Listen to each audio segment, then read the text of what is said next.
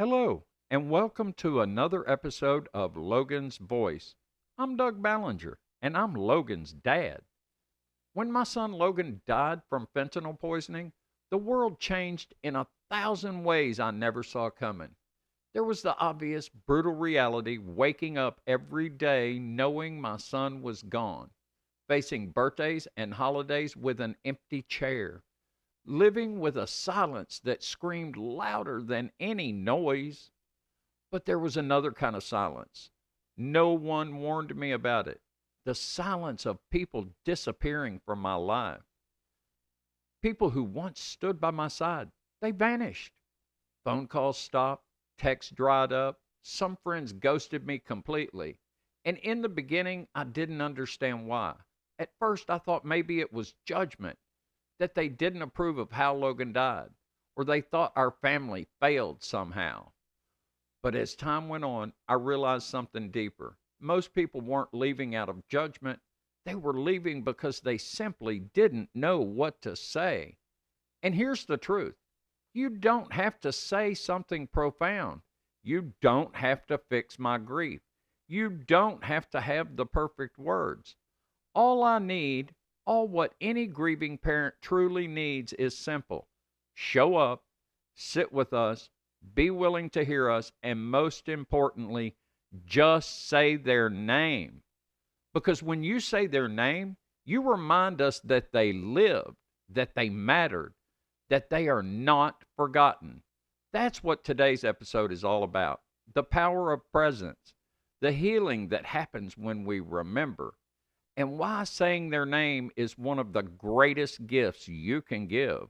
One of the hardest parts after losing Logan wasn't just the grief, the overwhelming traumatic grief, it was the isolation that followed. In those first few days, there were texts, there were posts, there were people reaching out saying, "I'm so sorry, and I'm thinking of you." And it meant a lot in those early foggy moments.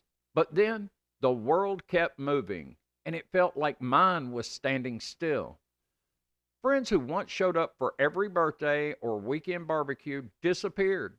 Some didn't return texts, some stopped inviting me to things, some acted like I was a reminder of something too awful to face. And the silence wasn't neutral, it was loud. It said, "Your pain makes me uncomfortable. Your story is too messy, and your loss is too complicated." When your child dies of something stigmatized like fentanyl poisoning, overdose, or substance use disorder, it adds an extra layer of loneliness that no one talks about. And it's not just grieving your child, it's grieving friendships you thought were solid. It's grieving the people who don't know how to handle you anymore, who don't know what to say, so they say nothing at all. And you start questioning everything. Did I do something wrong? Am I too broken for them now? Is my grief too heavy to carry into the room? The truth is, grief doesn't make you too much. Traumatic loss doesn't make you unworthy of friendship. It simply reveals who you can walk with through the fire and who you can't. Some friends leave because they don't know what to say. They're terrified of making it worse. They think if they bring up your child, they'll reopen wounds, when in reality, we're already bleeding every day. Others disappear because your loss forces them to face a terrible reality. If it could happen to you, it could happen to them.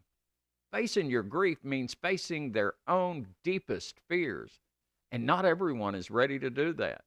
But here's the thing: we're not asking anyone to fix it. We're not asking for perfect words.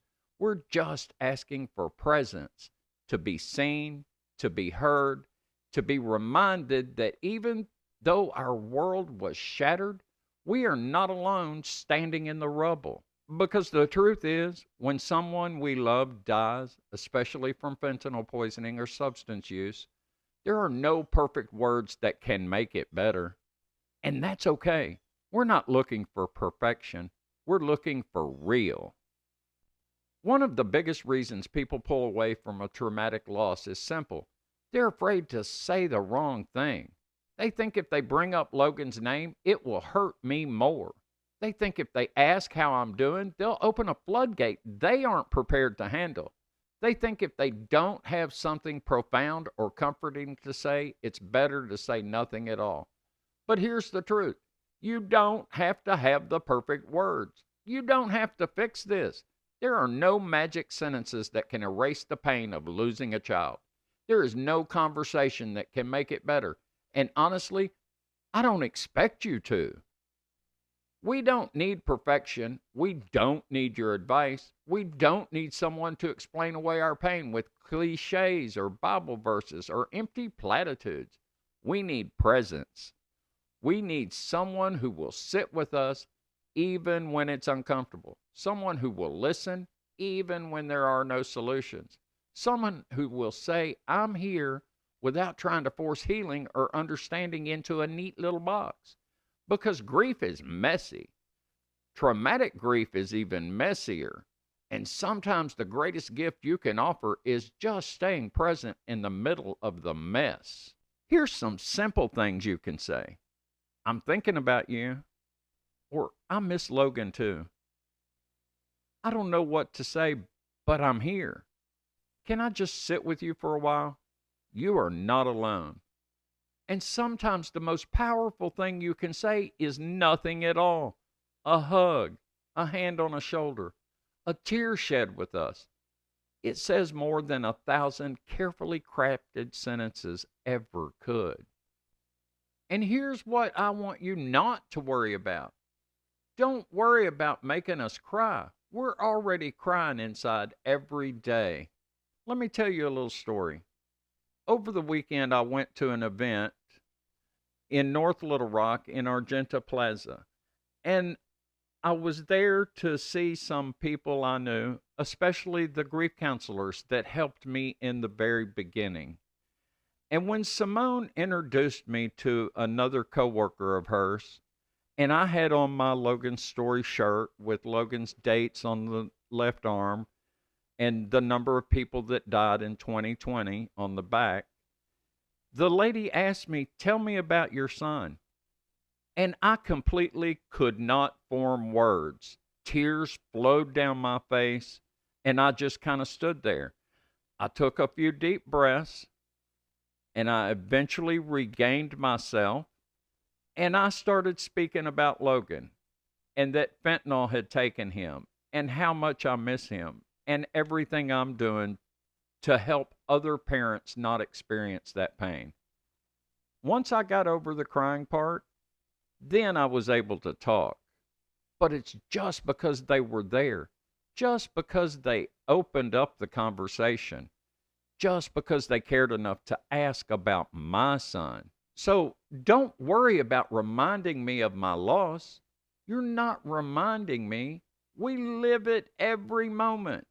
You're reminding me that someone still sees my child, still remembers their name, still cares enough to stand in the hard place with me. And that's what matters. Because when you say their name, when you share a memory, when you choose presence over perfection, you give me something no words ever could. You give me connection. You give me my child's story of voice. And here's why saying their name matters. There's a fear that hovers over every grieving parent, a fear bigger than sadness, bigger than anger, and even bigger than the death itself.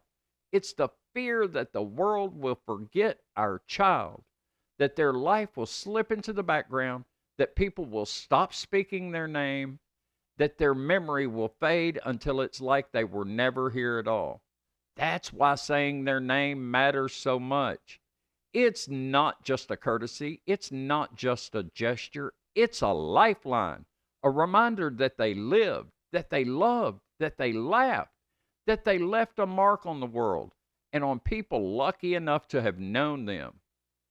When someone reaches out and says, I was thinking about Logan today, or this song reminded me of your son, or I saw someone who looked just like Logan, it fills a piece of the hollow space that grief carved into my heart. And you know what else I love? I love when his friends tell me stories. Funny stories, crazy stories, stories where he was stubborn, wild, brilliant, sarcastic, all the things that made him who he was. Sometimes they tell me things that make me laugh out loud. Sometimes they tell me things that make me shake my head and say, yep, that was Logan. And sometimes they tell me things that make me cry. But even those tears are precious because they're tied to memories of him living. Good stories, bad stories, messy human stories. I want to hear them all because every story, every memory, every whispered Logan keeps him alive in a world that keeps trying to move on. So if you ever standing there unsure, wondering, should I say something? Should I bring them up? The answer is simple. Yes. Please, yes. You are not reminding us of their death. You are reminding us of their life.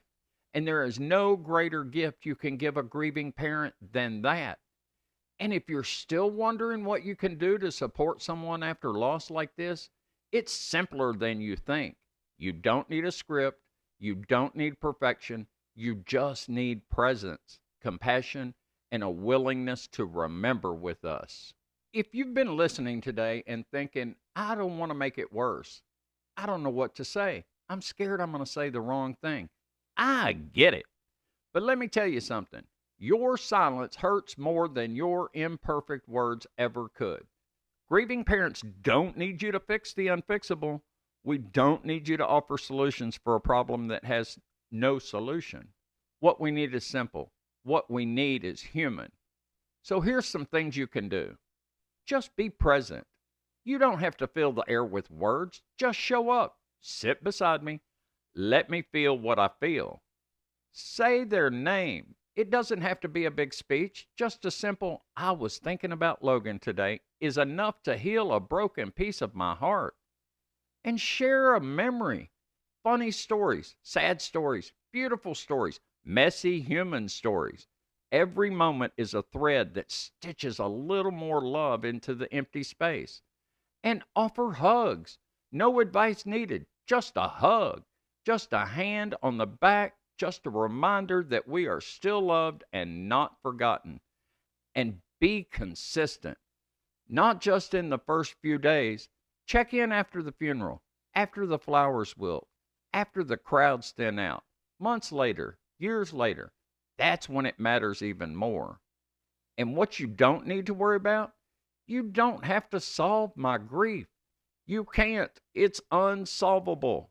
You don't have to say something profound. Simple words carry the most weight. You don't have to avoid the subject. Trust me, you're not reminding us that our child died. We live that with every single day. You're reminding us that they lived and that they are remembered. And the gift of presence says, I'm not afraid of your sadness. I'm not afraid of your story. I'm not going to let you carry this alone. Your willingness to stay, even when it's uncomfortable, is the most powerful act of love you can offer someone grieving a traumatic loss. Because in the end, we don't need a miracle. We don't need perfect words. We just need people who are brave enough to say our child's name, to hear their stories, and to carry their memory forward with us. So as I wrap up today's episode, I want to remind you to just say their name. Grief after a sudden traumatic loss, like losing a child to fentanyl poisoning, overdose, or substance use, isn't about just missing them. It's about fighting every single day to keep their memory alive in a world that wants to move on. When Logan died, I didn't just lose my son. I lost part of myself. I lost the future we were supposed to have together. And some days it feels like I'm losing pieces of him all over again. Every time someone looks away, changes the subject, or acts like he never existed. But it doesn't have to be that way. Keeping Logan alive, keeping any loved one alive, isn't about grand gestures or perfect speeches. It's about the little things, a story, a memory, a laugh shared over something he used to say, a text that simply says, I was thinking about Logan today, a hug without words when you don't know what to say at all. When you say Logan's name, you're not reminding me that he died. You're reminding me that he lived. You're reminding me that even though he is gone from this world, his light, his spirit, his story, it's still here and it still matters. So if you know someone walking through grief, don't stay silent because you're scared to say the wrong thing. Don't ghost them because it's uncomfortable. Don't let fear keep you from offering the greatest gift of all, remembrance. Just show up. Just listen. Just say their child's name. That's how we heal. That's how we survive. That's how we can make sure the people we love, like Logan, are never, ever forgotten. If you need support, if you're carrying grief like this and don't know where to turn, please reach out to me. You can send me a DM through my Facebook page, Rex Logan's Dad, or go and visit the website hopemovementcoalition.com. You'll find resources, a community of people who understand, and a reminder that you are not alone. And if you have a story about Logan, whether it's funny, crazy, or bittersweet, please share it with me.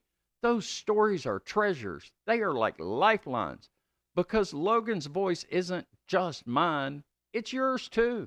Every time you say his name, every time you tell a story, every time you remember, you keep him here. You keep his memory alive. Thank you for listening. Thank you for remembering. And thank you for part of being Logan's voice. I am Logan's voice. I am Logan's dad. And I will not be silent any longer.